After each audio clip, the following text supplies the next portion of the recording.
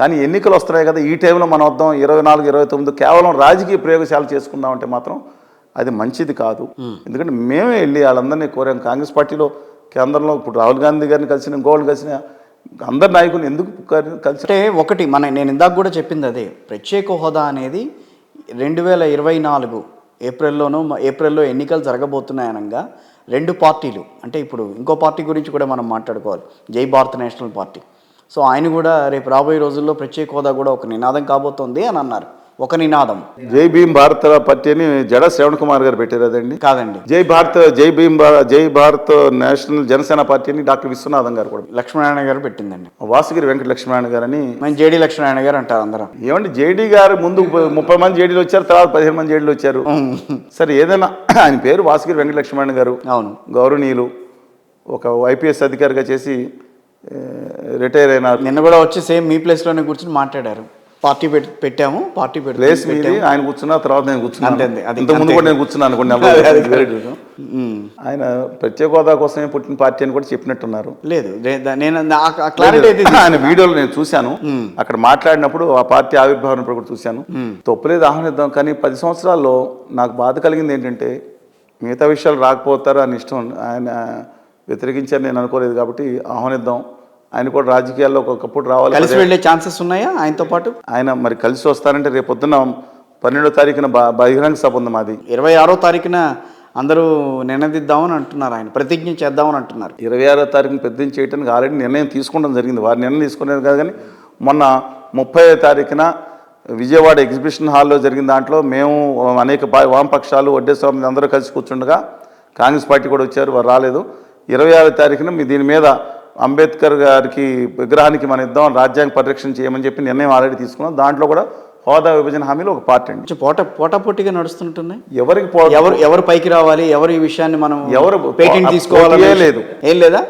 ఇవాళ అసలు నేను ఒక్కటి చెప్తున్నానండి, మేము ఆంధ్రప్రదేశ్ హక్కుల కోసం మాట్లాడినప్పుడు, కేసులు పెట్టినప్పుడు, ఇబ్బంది పెడుతున్నప్పుడు నేను వారితో సహా అనేక మంది పంపించాను. సాకి శైలజ కాంగ్రెస్ పార్టీ అధ్యక్షులతో సహా, అజయ్ శర్మ గారితో సహా, సిపిఎం సిపిఐ పార్టీ ప్రజా సంఘాల వారు ఖండించారు. కానీ గవర్నీయులు నేను పంపించాను వాట్సాప్, అంటే వ్యక్తిగత సంభాషణ పక్కన పెట్టండి, దేనికి ఎందుకు జరిగిన తర్వాత పంపించిన తర్వాత ఎందుకనో వివి లక్ష్మణ్ గారితో సహా తెలుగుదేశం పార్టీ నేతలు కానీ, వైఎస్ఆర్ కాంగ్రెస్ పార్టీ నేతలు కానీ కిక్కురు మానలేదండి.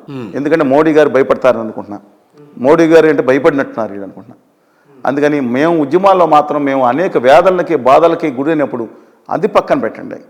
ఆఖరికి విశాఖ ఉక్కు కర్మాగారం కోసం మోడీ గారు ఎక్కడ వస్తుంటే 11 కిలోమీటర్ల అవతలుంటే ప్రభుత్వం అనుమతించిన స్థలంలోనే ఆ ఫుట్పాత్ మీద కూడా రాకుండా ఆ పార్కుకి పైలానికి మధ్యన ఉన్న స్థలంలో 600-700 రోజుల నుంచి దీక్షలు చేస్తూ ఉంటే అక్కడ కూర్చుంటే పోలీసులు వచ్చి అరెస్ట్ చేసి 24 గంటలు అరెస్ట్ని చూపించకుండా కావాలని కస్టడీలో లేటుగా చూపించుకుని మేము ఎక్కడుంటే వెంటాడి అరెస్ట్ చేసి ఇబ్బందులు పెడితే కనీసం ఖండించడానికి నోరు రాని వాళ్ళు ఇవాళ రాష్ట్రంలో రాజకీయ నాయకులు, పెద్ద రాజకీయ నాయకులు, వామపక్షాల స్టాలిన్ గారిని తీసుకెళ్ళి అనేక ఆరోగ్య సమస్యలు floor leader, Visakhapatnam corporation floor లీడర్ని పట్టుకుని ఆ బల్ల మీద కూడా పట్టుకునే పరిస్థితి కింద పడి చాలా ఇబ్బందికరమైన పరిస్థితులు వస్తాయి.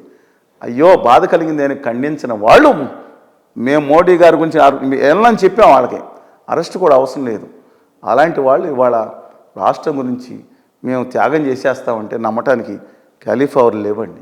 కానీ ఎవరు చేయడానికి వచ్చి ఆహ్వానించాలి. మనం కాపీరైట్ గుత్తేదారులను కాదు దానికి, కానీ ప్రజలు ఆలోచిస్తారు ఎవరేంటో. ఇవాళ రాజకీయాల కోసం, ఎన్నికల కోసం వాళ్ళు వాడుకున్నారు, వాళ్ళు కొత్త వాళ్ళు వస్తున్నారు వాడుకుంటానికి. అలాగే అంటారా మీరు? కాదండి, రాజకీయాల కోసం చాటీ బీజేపీ ఏముంది, చాటీ కోసం పెట్టామన్నారు రామ్మాధవ్ గారు. తెలుగుదేశం పార్టీ చాటీ కోసం పెట్టారా, వైకాపా పెట్టారా? అలాగే వివి లక్ష్మణ్ గారు లేకపోతే షర్మిల గారు ప్రజాసేవ కోసం వచ్చేసారా? ఆశ్చర్యకరంగా ఉంటుందండి రాజకీయాలు. వాళ్ళ అభిమానులు, ఇప్పుడు ఉన్న వాళ్ళ అభిమానులు ఎక్కువ మంది ఉంటారు. స్వతంత్ర వ్యక్తిత్వం ఏ మాత్రం ఉన్నా దయచేసి ఆలోచించమని కోరుతా ఉన్నాను. తెలంగాణలో ఉన్న వాళ్ళందరూ మనకు మద్దతు ఇస్తే, ఎక్సెప్ట్ ఉత్తర భారతీయ జనతా పార్టీ తప్ప. కిషన్ రెడ్డి గారితో ఇది ఇచ్చేస్తే, హోదా ఇస్తే దేశం అంతా అయిపోతుంది అంటారు. ఆంధ్రప్రదేశ్కి నిధులు ఇస్తే రక్షణ శాఖ బడ్జెట్ తగ్గిపోతుంది అంటాడు ఒక దిక్కుమాల ఆయన ఉత్తర భారతీయ జనతా పార్టీ మంత్రి గారు.